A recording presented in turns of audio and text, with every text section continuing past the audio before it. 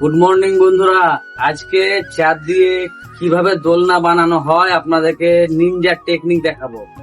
এই একটা চেয়ার নিবেন, আর একটা চাকু নিবেন, কিংবা ফুটো করার জন্য কিছু একটা যন্ত্র নিবেন। যেমন এখানে একটা ফুটো, এখানে একটা ফুটো, দুটো, এই ফুটো, এই ফুটো, চারটে, পাঁচটা, ছটা, সাতটা, আটটা ফুটো করে নিবেন। ঠিক আছে, তারপর দেখতে থাকুন পরে কি করছি।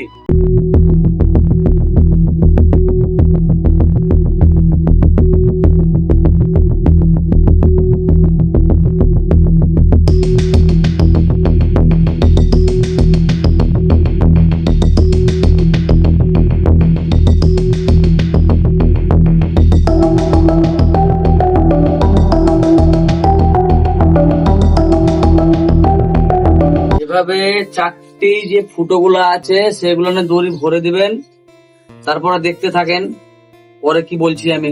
এবারে চারটি যে পা আছে সে পা চারটিকে কেটে ফেলবেন।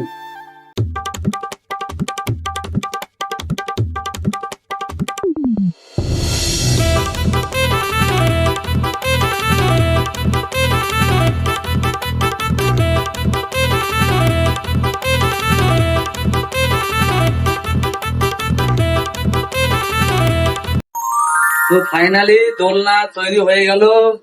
যদি আপনাদের ভালো লাগে অতি অবশ্যই ভিডিওটাকে বেশি বেশি করে শেয়ার করবেন, যাতে বাচ্চারা এই ভাঙা চেয়ারে দোলনাতে চেপে আরাম করে দোলনা কাটতে পারে।